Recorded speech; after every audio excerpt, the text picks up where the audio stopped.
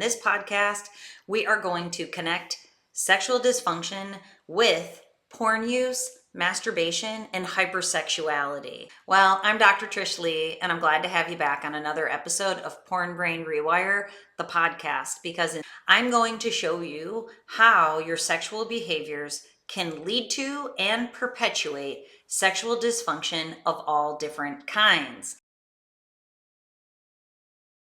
Here's what we're going to do. In this episode, I'm first going to lay out sexual arousal dysfunction for you. And while I do that, I'm going to also bring you back to thinking about your baseline arousal brain pattern and how its struggle or its being less than optimal can lead to sexual arousal dysfunction. Number two, I want to tell you a story about Sam, my very first client. I want to share with you part of the story of his sexual arousal dysfunction.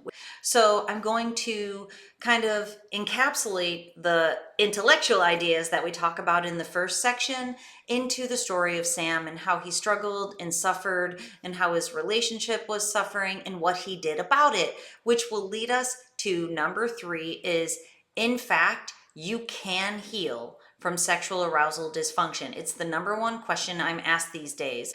If you are struggling with sexual dysfunction, you are not alone in today's digitally connected world. It's a digital world, and unfortunately, the digital world is creating a lot of arousal dysfunction for many people. So you're not alone. It's in the millions. And especially if you are a younger person struggling with sexual dysfunction, before the peak of your sexuality, this is par for the course when porn and masturbation is involved. There are so many people who are caught up in this right now, feeling scared and alone and not knowing what to do. And it's such a taboo subject that nobody but me wants to talk about it. So here we are, let's talk.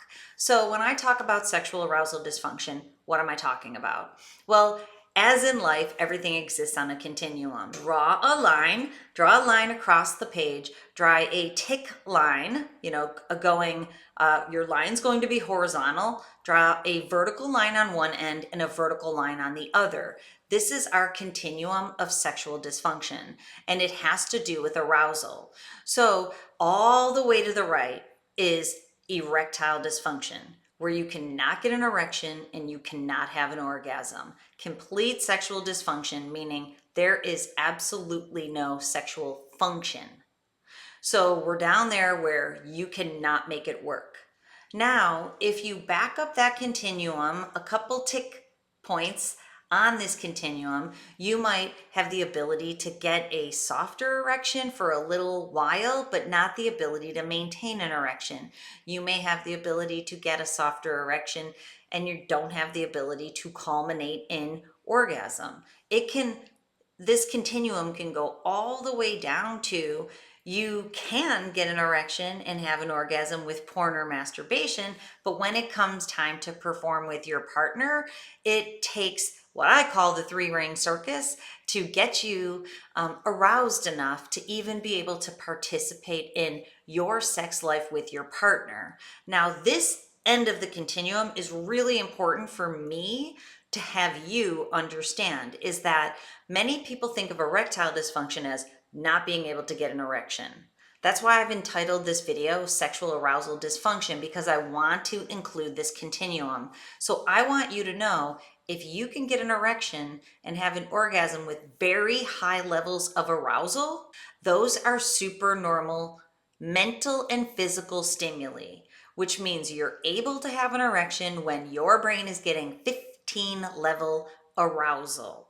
But being with a partner on a good day will be an 8 to 9 arousal in your brain. That's healthy arousal. So what I want you to know for this very moment is sexual arousal dysfunction can be all the way down there on the continuum, that when it comes time to be with someone that you want intimacy with. So this is what I want you to hear. Intimacy with a partner is different than objectifying somebody just using their body for pleasure. When you cannot be aroused with your partner, something is off. Hear me when I say that. What that something is is your brain performance pattern. So when you have a healthy arousal pattern in your brain, what that means is your brain is in a medium speed mode of calm focus. You feel calm and focused going into the world. Now, if you're off in the extremes of wired and tired, a brain that's anxious or stressed, a brain that's fatigued or overwhelmed, that is going to take your brain out of this optimal mode into what I call strained brain. In strained brain, your brain, if it's been exposed to porn and if it's still caught up in a porn cycle, is going to want to go back into the screen or going to want to go back for more masturbation to very quickly and artificially shift it into that medium speed. If you're in strained brain, when it's time to be in your life, and you're only getting this artificial feel-good feeling from a level 15 stimulus, that is why you end up with sexual arousal dysfunction, because your baseline brain arousal is wired and tired. And it needs something at a very high level to shift you out of it, creating more wired and tired. So now it's time to be with your honey, and she's not a 15. She can't shift you out of that wired and tired. You're stuck in hypoarousal and hyperarousal simultaneously, which are on the polar opposite extremes of healthy arousal. Now, if you stay in strained brain for a long time, continuing to go back to porn and masturbation, continuing to tip yourself into artificial calm focus for a time, what happens is, if you do it a lot, you will get stuck in drained brain. Drained brain is you're now stuck in that medium speed, but it's not calm focus. It's lack of motivation. It's not feeling motivated back to your life because there's so much dopamine that's flooded the reward center in your brain. It's become desensitized. That desensitized reward center can't feel good anymore from life and can barely feel good anymore, even from the 15 level stimulus of porn. So here's the message for you. If you have sexual arousal dysfunction, you're either in strained brain or drained brain. The worse your sexual arousal dysfunction is on this continuum, you are shifting from strained brain into drained brain. I'm going to tell you Sam's story in a second, but first I want to share with you a conversation that I had on the phone the other day with a consultation. So, hey friend, if you're listening. And just so you know, if you're interested in a consultation with me, there's a link on my website on the contact page that you can do a discovery session or a consultation with me. I offer consultations in a very limited fashion because I know how hard it is for people how difficult, we won't go with the ED puns here, how difficult it is for people to share their story when you're wrapped up in this whole thing. Most people I've talked to haven't told anybody about this. That's why I do consultations. I want to be there if you need to tell somebody. So please schedule a consultation so that we can talk about it. But I was in a consultation and a very young man, early 20s, said to me that he's had erectile dysfunction for about 7 years. And he's in early 20s, early to mid 20s, moving towards mid. So if he's had sexual arousal dysfunction issues for 7 years, so if we do the math, which I'm terrible at, by the way, I don't know if I've ever shared that with you. So 25 minus 7 would take him back to 18, hopefully. So if he's 18 years old when he started to experience sexual arousal dysfunction issues like ED, and even if it's that softening and not able to fully be with a partner, if he experienced that at 18, it meant it was brewing for at least the couple years before that. We'll say 3 years. That'll take him to 15. But if he started watching porn when he was 11 or 12, that strained brain had been brewing for 7 years before he started to experience erectile dysfunction issues. That is likely the case for you if you are experiencing sexual dysfunction problems. So the solution does not happen overnight. So you need to figure this out, and then you need to take aligned action to start backing yourself out of porn and masturbation and to start resensitizing the reward center in your brain and to fire up those reward pathways. Okay, So let's segue to number 2, Sam's story. Sam thankfully gave up porn a long time ago. But of course, as in life, stress is the number one thing that will threaten to take you out. But part of his habit was a masturbation habit over time. So he would masturbate a lot when he was watching porn a lot. So he would watch porn a lot, masturbate a lot. Gave up porn, so he would inherently there was a reduction in masturbation. Now stressors come in, so he starts to masturbate more because he's stressed, and we know masturbation is a mood regulation activity. It's high level mental and physical stimulation. So he doesn't really realize it, but it's a moving backwards activity for him that he is now complaining of sexual arousal dysfunction issues when he tries to be with his wife. He's not able to perform, which is stressing him out even more, making it so that he can't perform more, and basically making him masturbate more because he's feeling more stressed out. This is the downward spiral of porn, masturbation, and erectile dysfunction and sexual arousal dysfunction. Tries to be with his partner, but he can't because he's been masturbating more, which means his reward center is becoming more desensitized again, even though he's not watching porn. Which then, because there's performance anxiety and he can't be with her, that's pushing him back into more masturbation, which is reinforcing strained brain and drained brain. But he doesn't realize any of it because of this comment. And this is what I wanted you to hear. When I talked to him, he said, I've been masturbating less than I ever have historically. And you know what my reply was? My reply was, less is a relative term, my friend. Meaning, even though it's less than historically, it's still too much. It's still desensitizing his brain. So even though it feels less to him, it's still too much.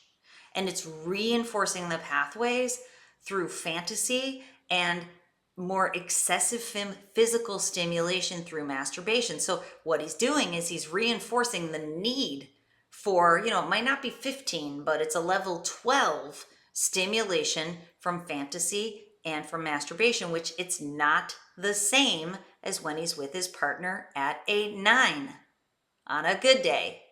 So hopefully you're following me. So if you're experiencing any of this, your brain is in strained brain or drained brain. Okay, so number 3, what do you do about it? Well, your options exist in the pyramid of possibility. If you heard my podcast episode, because I'm not here to sell you anything, I'm here to help you. I'm here to inspire you and empower you. But if you invest your resources, your time, energy, and money into yourself, you will heal your brain faster. Let's start with top tier. Top tier is to schedule your QEEG brain map with me, and I can share with you visually. You can see with your own eyes how your brain is performing. If you're stuck in drained brain, if you're stuck in strained brain, if you're transitioning, you'll be able to see it, and I will be able to tell you in that assessment precisely what your brain needs. When you sign up, you download professional software, you purchase hardware that's around $300 in United States, US currency, and then once you have the hardware, you're able to take your own brain map at home. Very shortly after that, we get on a Zoom and I explain it all to you. I have intake paperwork, so I know what's going on in your life and your brain, and we break it down together and we make a plan. After that, if you're interested in working with me in neurofeedback coaching, we can use high-level technology to pull your brain out of drained brain, pull your brain out of strained brain, and get it back into the optimal mode, maybe for the first time ever. Now, in the middle of the pyramid of possibilities is a program that I just got done making. It is called 3 Steps to Heal Erectile Dysfunction. It covers the whole range of sexual dysfunction and everything that's wrapped up in it. It's a pretty awesome program where I do lay out how to behaviorally back yourself out of this, but also how to use some high-level tech and services. Now, if you don't want to invest any of your money into this, then investing your time and energy goes back to what I just shared with you. And the solution's always in the problem. So the problem is that your brain is desensitized and it's constantly being put into strained brain unless it has dopamine flowing at high levels to make you feel good. So clearly the solution is to stop desensitizing your brain and start resensitizing your brain. So here I'm going to give you one brain hack strategy, and your brain hack strategy is figure out all the ways that you're desensitizing your brain sexually or just using technology. Technology resonates at 60 hertz, so even regardless of what you're consuming, your brain is becoming wired and tired every time you expose it to your tech, to your screen time.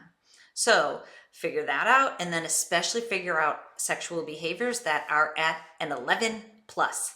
They have to be stopped, which can be very, very difficult.